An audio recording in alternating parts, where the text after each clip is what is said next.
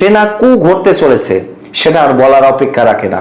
General Wakeruzzaman তিনি কিন্তু Saudi আরব সফরকে বাতিল করে দিয়েছেন এবং সৌদি আরব সফর বাতিল করে তিনি বাংলাদেশে ফিরে আসতে চলেছেন। সেনাবাহিনীর পক্ষ থেকে প্রেস উইং এ কি জানানো হলো, সেখানে সেনাবাহিনী জানালো যে এই সকল জেনারেলদের বিরুদ্ধে কোনো গ্রেপ্তারি পরোয়ানা বা অ্যারেস্ট ওয়ারেন্ট এখনো সেনাবাহিনীর কাছে লিখিতভাবে কোনো আদালত, বাংলাদেশের পুলিশ প্রশাসন কেউ জমা দেয়নি। তাহলে কোন ভিত্তিতে এই সকল সেনা সদস্যদের সেনাবাহিনী আবার হেফাজতে নিল? প্রশ্ন তো আসে বিভিন্ন ফাঁক ফোটর থেকে। তাহলে উত্তর দিন যে কেন, যদি অ্যারেস্ট ওয়ারেন্ট না থাকে তাহলে তাদেরকে কেন হেফাজতে নেওয়া হলো, এবং যদি হেফাজতে নেয় তাদেরকে পরবর্তীতে কি করবে?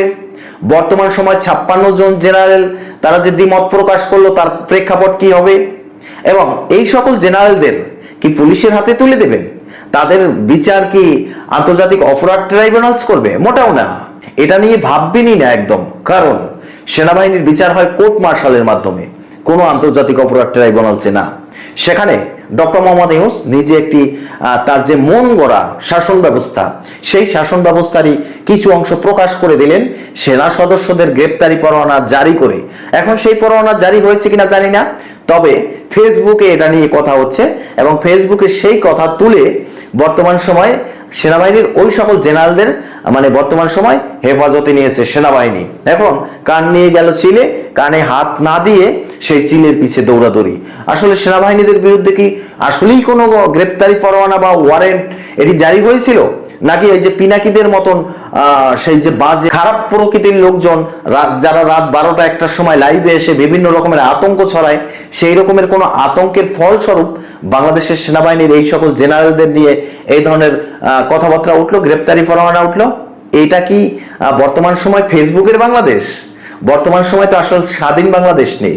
আপনি ফেসবুকের বাংলাদেশ বলতে পারেন, পাকিস্তানের বাংলাদেশ বলতে পারেন, অন্য কিছু বলার মতন আমাদের আর ভাষা নেই।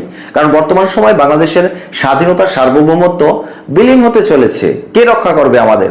আমেরিকার হাত থেকে সেন্ট মার্টিনকে কে রক্ষা করবে? যদি সেন্ট মার্টিনে আমেরিকান ঘাঁটি তৈরি হয়, সেখানে ভারত এবং চীনের সাথে বাংলাদেশের যুদ্ধ লেগে যাবে। সেই যুদ্ধে বাংলাদেশকে কে রক্ষা করবে? আমেরিকা? সেই আটলান্টিক মহাসাগরের উপর থেকে এখানে এসে আমেরিকা রক্ষা করবে? তাহলে ভারত আর চীন ছেড়ে দিবে? কি ভাবছেন?